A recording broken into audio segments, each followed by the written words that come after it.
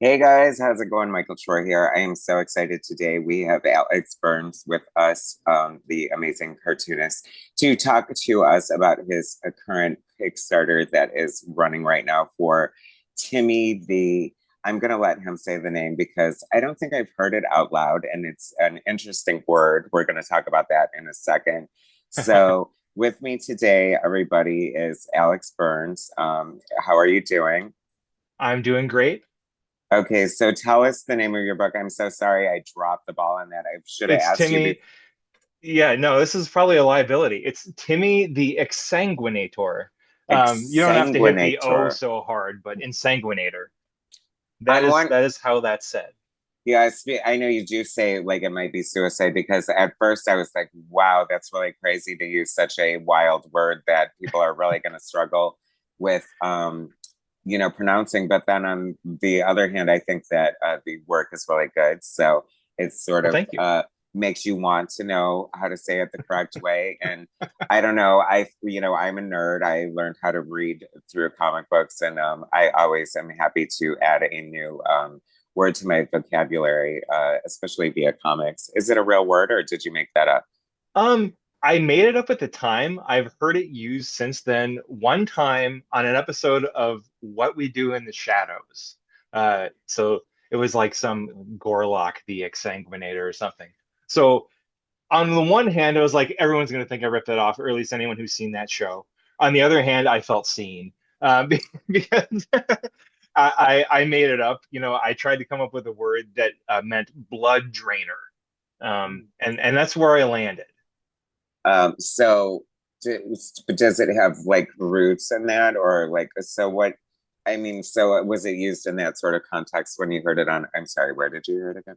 What We Do in the Shadows, What We Do which in the is a Shadows. a comedy vampire television program. Oh, okay. Um, So it does sound like it was used in this a similar fashion. yeah, yeah, yeah. It was a vampire on that show, and this is just like kind of a demon essentially. So. So, like I said, as long as you have like a sellable product and something that somebody wants to read, that's totally fine. I know I was trying to think of examples of like really weird sounding properties that people, just had to learn to go along with it. And, Yeah.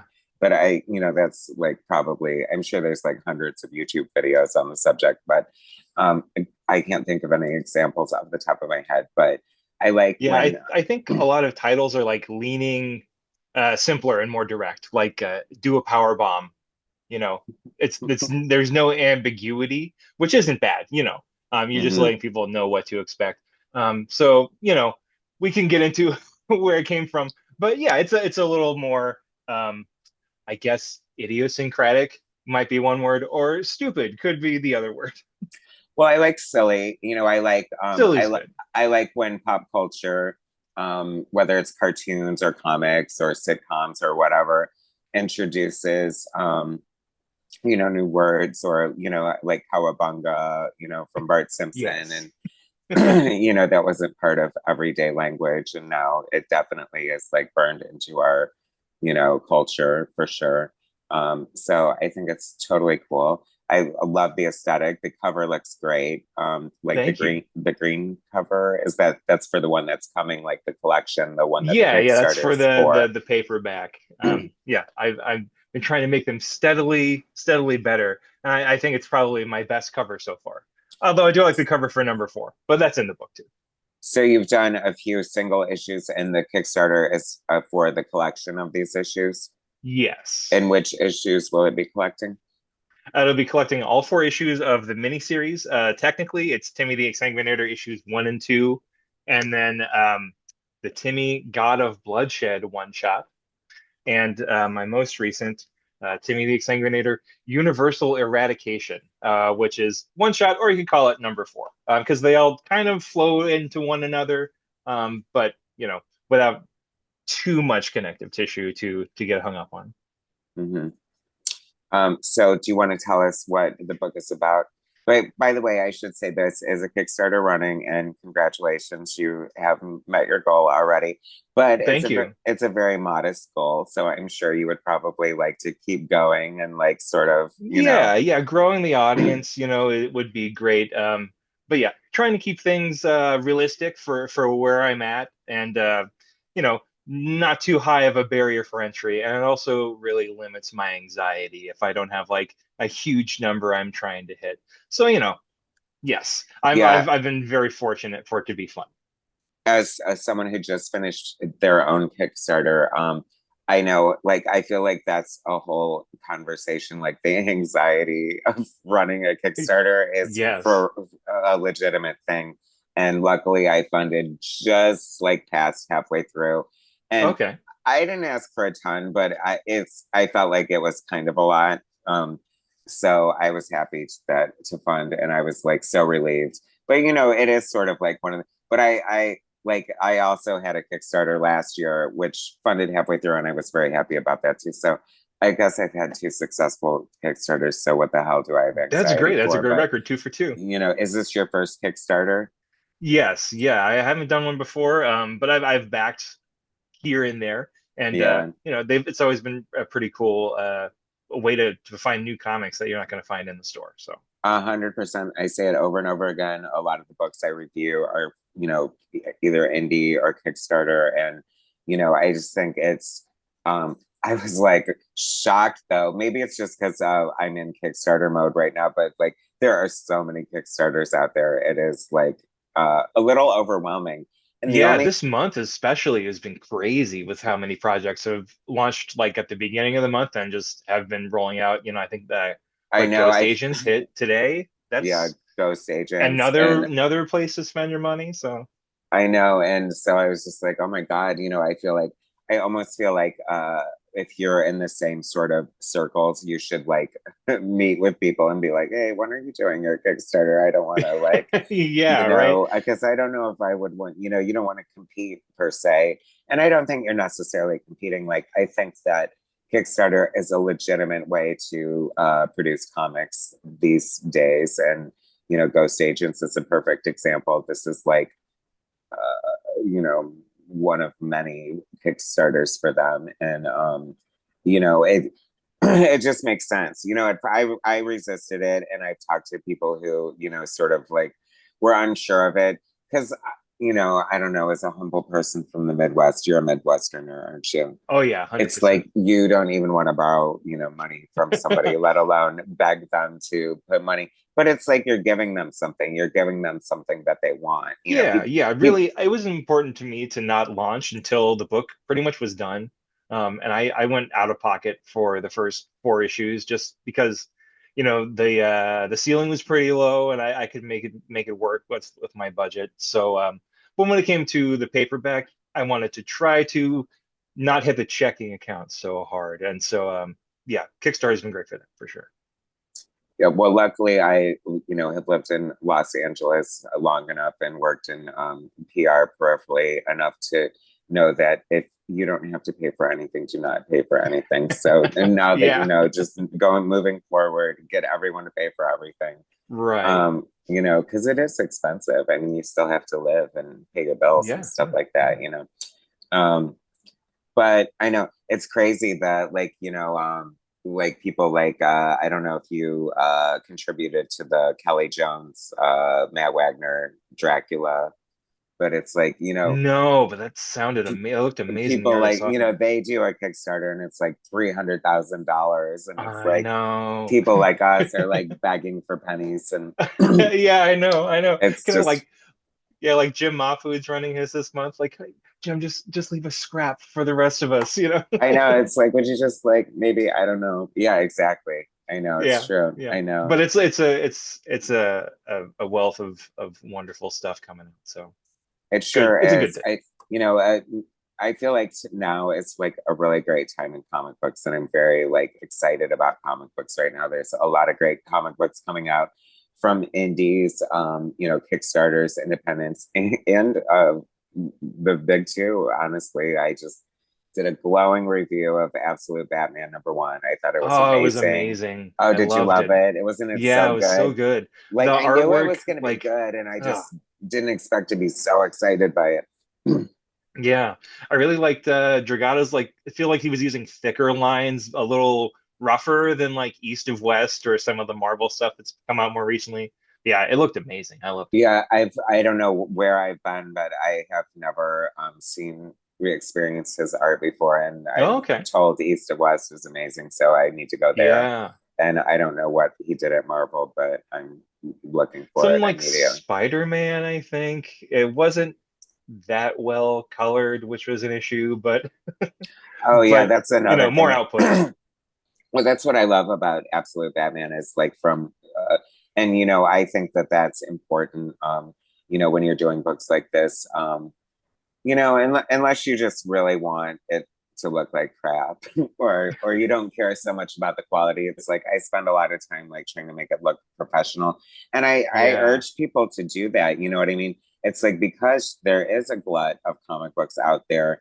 If your comic book is good, it can be killed by a horrible like logo or just like so many logos I see are like almost illegible. And sure. if you think about the logos you remember, are there like the Absolute Batman, very striking, very bold, very Yeah. like almost pop graphic in a way. Yeah, for sure. And that was something I worked on through putting together my comic series, is trying to like tweak the logo and get it just so. And so I feel pretty good about it now, but it could always be better, perfectionism. So tell us, I'm sorry, I feel like we've been talking about other things, and I'd love to hear more about your book. Tell us about, what it's about and maybe what the inspiration was and things like that. Sure. Well, it's about, and from a narrative sense, it's about a group of black magicians, black magic practitioners who raise a new god onto the earth, and they get more than they bargained for. So he sets out into kind of the realm of humanity, and he first encounters like some aliens, some government agents, and then kind of escalates each issue from there. So it's kind of, there's an improv comedy. There's like this concept of yes and just kind of escalating a premise. And so each kind of issue is me trying to escalate the premise as much as possible. And so kind of starts from humble beginnings and turns into this kind of millennia spanning epic of chaos and destruction, as it says on the back of the book. Fight comics from hell, essentially, is what I was going for.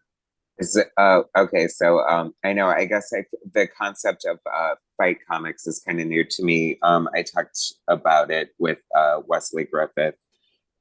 His fight comic is something Beast or something. It's on the tip of my tongue, Is but it Thunder Thunder Beast? Beast. Yeah, there you go. Yeah, his stuff is And great too. it kind of makes me want to do a fight book. They just sound like a lot of fun. Yeah, So is that how you would categorize Timmy, as kind of a fight book? I think there's probably like, it's not like I haven't read Thunder Beast, and honestly, the genre as so much as it exists, I'm not super familiar with.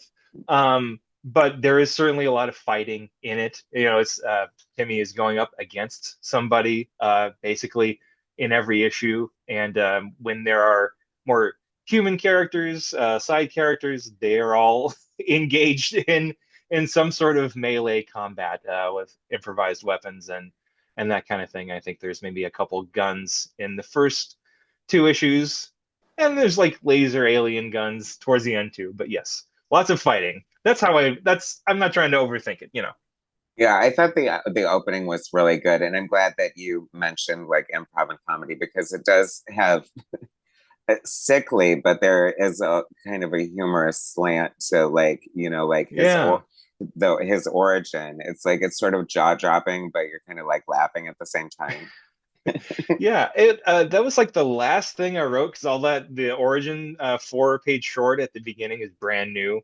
And so Writing is tough. And trying to, I guess I didn't want to like be pretentious or whatever. I wanted to convey that it was going to be fun from Hmm. the beginning and not like super dark and serious. Like there's occult overtones, but it's not meant to be like an occult object necessarily. Yeah. Just kind of a descriptor that came out of me drawing the things that interest me and are fun. And I guess that's kind of the world it lands in. So what are some of your favorite comic books, or who are maybe some of your artistic influences that maybe, when did you start reading comics? When you were Sure. young, I or? started reading comics when I was 6 years old, when X-Men #1 came out in 1991. So I was walking through the mall with my dad, and I saw that, and it blew the top of my little head off, and I was just hooked.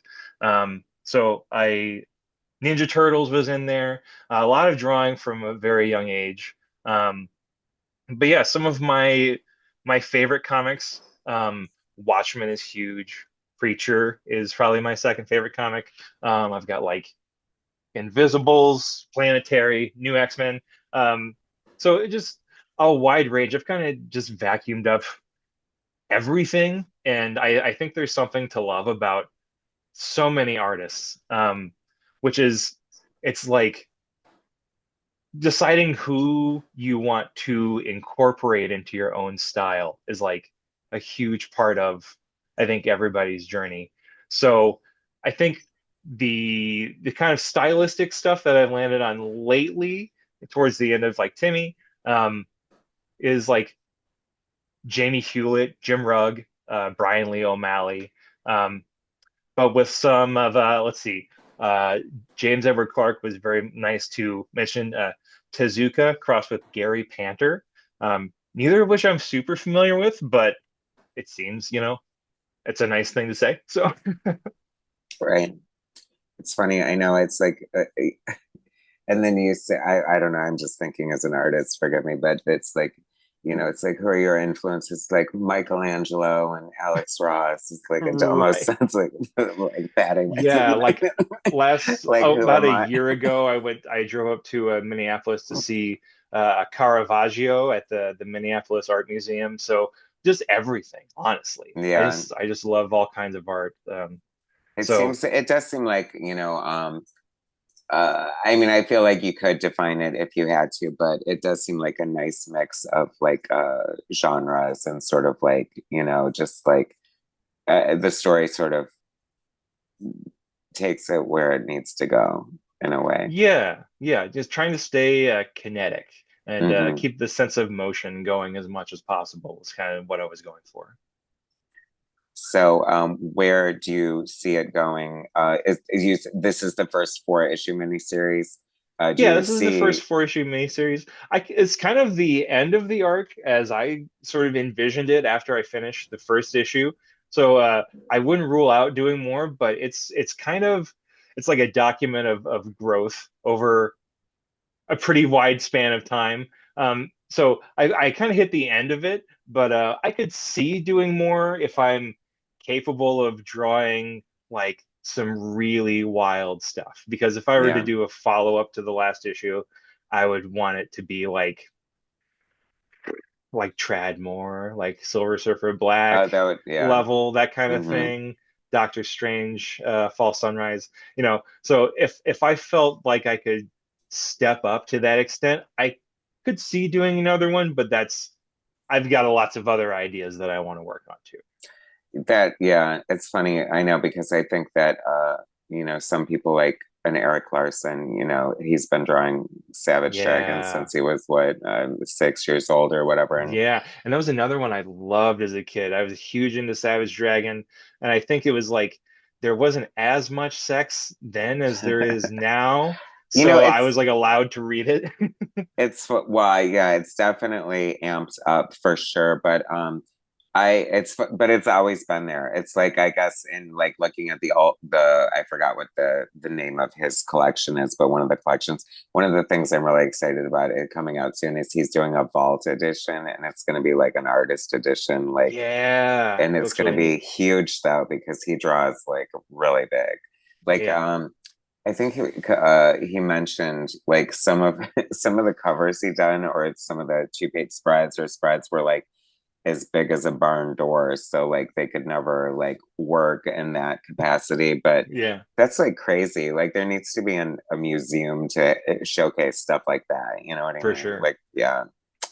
So it sounds like okay, so you were born in doing the math in about 85, and then Yes. 6 years old, you're coming into like the X-Men #1. That would be so exciting to be someone's first X-Men, I can imagine, like to being totally Yeah. blown away by that art. No idea what's happening. Like And they it's like the Magneto protocols, and he's like banished in space and asteroid M and all that stuff. And I'm just like, I have literally zero idea, like context for anything that's going on.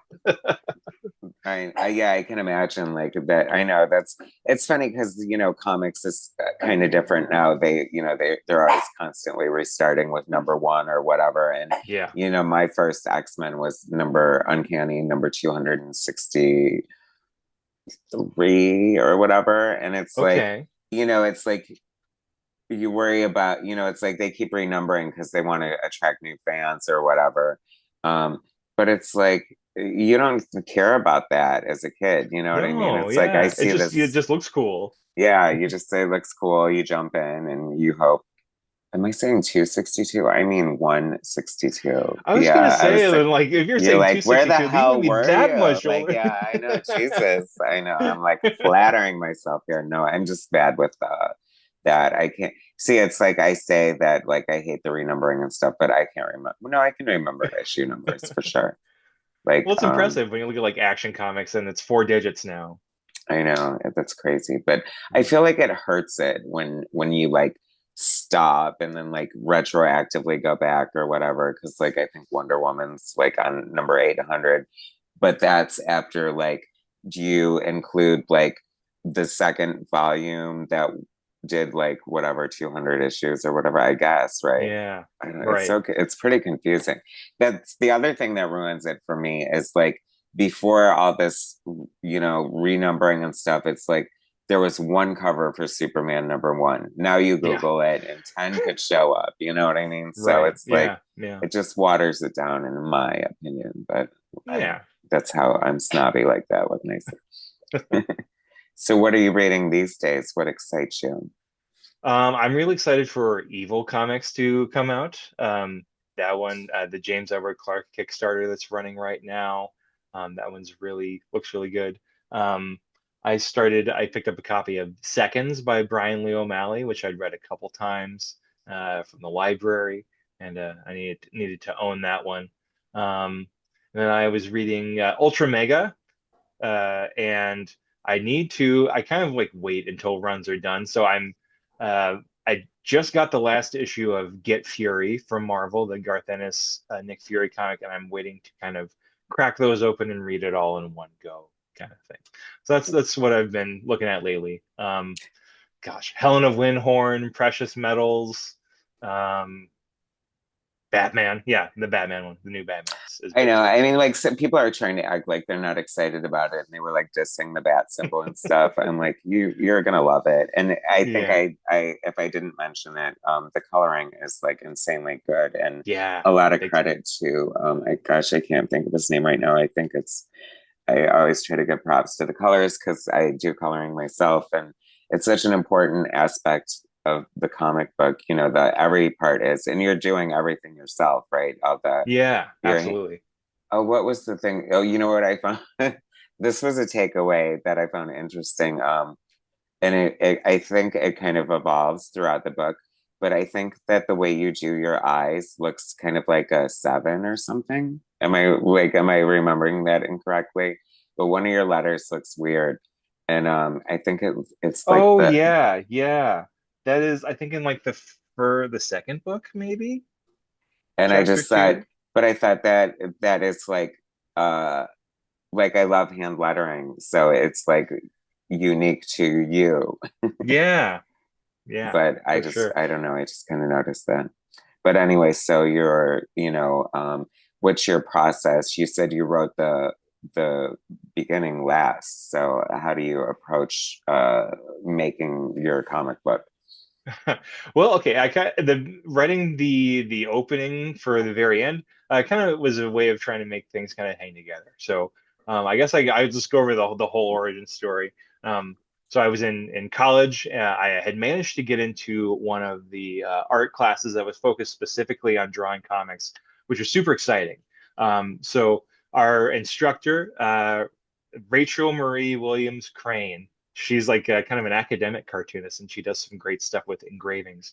Anyway, she had us doing fold-out comics in short 3 pages, and I had kind of like messed around with some sketches for like a band logo. A band I was in was called Jackrabbit Slim, so I kind of drew a character with big eyes and these pointy ears, meant to more look like a rabbit. So I kind of tapped back into that and just kind of didn't think about it, kind of almost like automatic writing, just to fill the fold out. So I had this little short aggressive guy with the big ears meets a tall alien. So I just kind of like the visual contrast. And then like throwing an act of violence in was just a way of having fun because you're supposed to unfold the book or unfold the paper and then flip it over and there's like a splash page. So that's where it started. And I was in college at the time. I went out to grad school, so I didn't do a whole lot with it right away. But at the end of grad school, and this was in like 2013, um, I had some teeth extracted, and I was on quite a lot of painkillers at my desk at the library that I worked at. So I started to doodle a little bit more with that character and kind of come up with some ideas about like Men in Black and Area 51. And I just kind of started drawing after that. My then fiance, now wife, we moved to a small town and she got a job right away. We moved for her job, but it was really quite rural and there's not a lot of opportunities for two people with the same qualifications in that kind of setting. So I had a lot of time to draw and finish the first issue and kind of come up with the various ideas and scenarios and sort of just kind of little bits of action or compositional things that I wanted to do. Like there's a part where Timmy cuts these three guys' heads off, and then he does like a skids to a stop, and then throws his sword back and kind of shish kebabs them all to the wall. That kind of thing. So just coming up with little encounters and fight moves and that kind of thing, and carrying it through to a divisible by four ending, so that in terms of page count, so that it could be printed easily. So that's kind of where it started, a way of filling time as a guy who did not have a job, and as a way of like kind of following through on kind of a whim of an idea was where that first one came from. So Well, it was your opportunity, and I'm glad you didn't waste it. And look what fun book came out of it. So, I mean, yeah, win-win situation. I think that is like one of the issues, no pun intended, with comic books is that, people have day jobs and, have to make a for living. And sure. unfortunately, Yeah, we're not all able to make a living off of our art. And sadly, yeah. so yeah, I think it's great when somebody like does some Kickstarter and has some like crazy windfall, you know what I mean? And it's like gives them Yeah, the opportunity to sort of have a little breathing room to maybe work on more of their art and stuff like that. right. It's like So yeah, I found myself in that place where I did have that day job and kind of, as an artist, I'm sure you're critical of your own stuff too. And it's just so hard to be like, I should print this, even if I don't, if I have qualms with it or whatever. So I spent a lot of time just trying to like be able to pull a decent line and you know, going to work, coming home. and having other interests too. You know, I play guitar, I like to cook, and it is all, you know, all takes time. You have a wife. I mean, she Yeah, probably likes some of your attention, you know. sure. Yeah. So it took about 7 years and a pandemic to get me to get back on the horse and to finish issue two. And then kind of from there, you know, I was working on the second issue and I had so many ideas that I wanted to get to. So I just kind of like kept myself plugged in and kept hammering away until, you know, I was able to get through all of the plot that I had set out for myself, kind of in broad strokes. And then, you know, as you go along, you have to make decisions and cut things out, and things kind of turn out a little bit different from how you imagine them. But you know, getting to a finishing point where I can put out a whole book was very satisfying. So just doing it every day and on weekends and just filling the time as much as you can with doing that creative stuff. And it makes your day jobs more fulfilling, I think, because it's not something that where you're in a situation where all of your sort of meaning in your life is coming from going to work, which I think a lot of people, it can be easy to go to work and come home and watch TV and go to sleep and not create anything. So I encourage anybody who might be listening, if you're on the fence or if you have an idea, just Do start it. doing it. Yeah. You know, when I talked to Michel Fife, he was very much like that, you know, just do it. Like, honestly, just freaking do it. It's like, you know, I think that comic books is one of those things that we are very fortunate that anyone can do it. You know what I mean? I applaud Yeah. anyone who picks up a piece of paper and a pencil. You can do it with a notebook, uh, a spiral notebook. You can do it with like with very limited means. And it's attainable. It's just if you want to do it or not. And yeah, I Yeah. think it's so satisfying. Yeah, and it does. It's like, you know what I mean? It's like it is an accomplishment. You know, you could have fell off after two issues or whatever. And, Yeah, you definitely. know, I've so congratulations and Thank you. congratulations on the success of your Kickstarter. It's a very fun book. Like, it's a great concept. I think it has a memorable character, if maybe not so memorable name, Exsanguitor. See, Exsanguinator. Exsanguinator. I That's why swear I'm gonna get it. It's my I mission. know. That's why I went with issue three. I went with God of Bloodshed because it's like legible and it kind of says what the character is. Um, But I love it. I mean, when the movie version comes out, you know, yeah, little kids will be cosplaying this and dressing up for Halloween, and you right. know, Picking up this. the biggest knives that they can and just leaping off of the couch. If we can learn how to say Schwarzenegger, we can We learn to can. say this. We can get there. We can get there, people. I love Arnold. You'll love Timmy. uh, so, you said you have other ideas you want to explore. Have you started on any of those, or do you have any in mind as a follow-up? Anything you want to Yeah, I kind share of with wanted to us about do that? a one shot next, kind of a supervillain revenge story, slash kind of a love letter to my wife. You know, it's that sort of That thing makes sneaks perfect in sense. there. Because you know, like how many Tom King comic books are about his kids. Uh, So you know, you find your hooks in every story. But yeah, doing a one shot, I wanted to get it turned around. Hopefully in time for the big comic book show in Cedar Rapids in February. But yeah, that'd be nice. Hopefully I can pull that off. We'll see. But yeah. yeah. And then after that, there is a graphic novel based on some time I spent playing in a hardcore punk band in the mid 2000s. Um, Wow. yeah, Did not see so that coming. I get that a lot. Uh, but it's kind of meant to be kind of like Fear and Loathing in Las Vegas, where you take all of the crazy stuff that happened over, you know, an amount of time and compress it and make it fun. So the elevator, the blender pitch was like Fear and Loathing in Las Vegas meets Scott Pilgrim. So those are things that hopefully are coming in the future from me. So, what was the name of your hardcore punk band? It was called A Well-Dressed Man. I love Um, that. That's Thank you. amazing. We named it after Dennis Hopper in Blue Velvet. He's got like a fake mustache and a wig, and they And call the it the breathing well-dressed man thing. disguise. Yeah, oh my God, yeah. Yeah. Well, good influences, very much so there. So, have you just like it's just a concept at this point?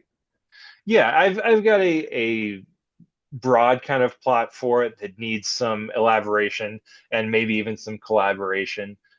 So, we'll see. I'm hoping to get that one turned around in a year, but probably more realistically 2 years, just because I want it to be a decent size. So, Yes. Okay. Well, is there anything else you want to share with us or tell us about? It's like I will put a link to the Kickstarter. The Kickstarter is running until October 31st, yeah, through the month, the whole October month, 31st. through Halloween. I guess I just want folks to take a look at the book, to take a look at the art. I think they'll like what they see. If you're into Tank Girl, if you're into Street Angel, if you're into uh, the occult and bloodshed and chaos and havoc in comic books, I think you'll probably find something that you'll enjoy. I had a lot of fun making it, and that's kind of my guiding light is that anything that I create, which kind of goes towards the hardcore punk thing, I have to have the most fun possible while I'm making it, so that hopefully that carries through and other people have fun in enjoying the things that I make. So, Well, I think at 100 at 100% comes through. And like I've said in a lot of my recent reviews, I think that books are always better when you can tell that they're made by people who are making books that they want to read. And yeah, a lot of like the different elements and subgenres that crept in were like so entertaining and so surprising. And I think your art has a lot of great quirky energy and uh your good story, like fun storytelling. Like I thought it was like very engaging. Like I said, I thought the opening was a great hook and really drew people in. And so I think that people definitely should check this out and get this book because it's a lot of fun.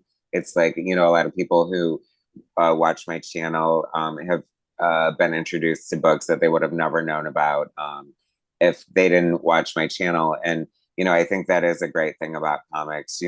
I know it's like that's also, yeah, like there needs to be like a quick list of like can't miss Kickstarters. You know what I mean? yeah, Because I feel like of all the ones that I've been fortunate enough to be surprised and be part of, there's so many that I probably missed as well. So thank you for reaching out to me. I'm so happy to support you.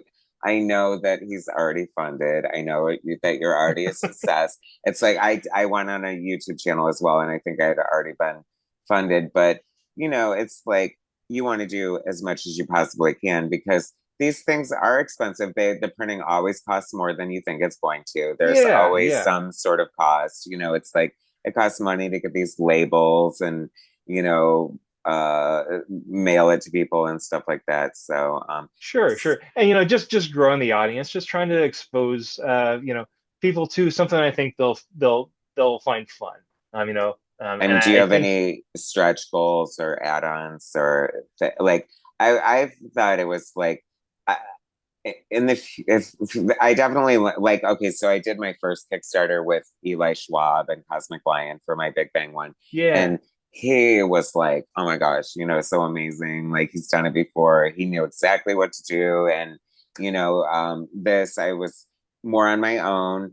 Well, I was on my own, and it was my first solo project, and I would do things differently. Like I feel like, do you have like a fun opening, like what do they call it, introduction video or whatever? No video. I don't have the expertise to make a I don't video. either, and I think I'm that like like I am very much on my own. So I put as much work into trying to make some cool banners and to give people kind of a look at what's in the book and what kind of fun they can expect to have. I try to keep the price low because I think a lot of times the Kickstarter there can be a little like inflation. So I'm trying to give you a full book for not a whole lot of money. If you get the digital version, like a sandwich costs more. Um, so Right? I just want to expose it to as many people as possible because I think it's a lot of fun. Yeah, I think it's like a fun action adventure kind of manga. Like if you like, Teenage Mutant Ninja Turtles, you would definitely like this book. If you like any of Thank the you. books that we talked about, I think it's just a really fun book. And congratulations again. Thanks for talking to me today. It was nice to meet you. I feel it's weird because I feel like obviously we're in the kayfabe circle or something like that because your name Right, definitely yeah. did sound familiar. And obviously you've seen my show or else you wouldn't have wanted to promote your book here. Yeah. So Yeah, so if you're out there in the kayfabe, stand up, clear your throat, let people know you're there, show us your art, because that's what got me back on horse. Seeing all the wonderful stuff that people are putting out is really inspiring. So, any ideas that you might have, just see them through, and you'll find an audience. Start with your friends, expand from there, and have fun. Because if you're not having fun, it's not even worth it. So yeah, thanks so much for having me on your channel. It's the first of time I've ever course. done any kind of interview beyond like trying to get a job somewhere. So I No, really appreciate you taking time and reading the book. And then I hope that more people will read it. So yeah, follow me on Instagram, check out the Kickstarter. Have a wonderful day. thanks. I think it was the great, perfect attitude about it. You know what I mean? You're showing people that it can be just like a small side fun thing. It doesn't have to be the big explosive end of the world, and it's totally attainable. So, and hopefully you Yeah, will grow and get a bigger audience and would exactly. That's be able that's to do what's what you want. yeah, that's All the idea. So thank all you so right. much. Yeah, of course. Well, thanks for talking to me. And guys, follow the link in the description of the video to check out the Kickstarter. And I will bring you more later. Thanks, Alex, for being here today. And say the name of the book one more time. Timmy the Exsanguinator, the complete cosmology, live on Kickstarter, all the way from now through Halloween. Check it out. All right, guys, you heard it there. Check it out. Thanks, Alex. Bye now. Thank you. Bye. Oops.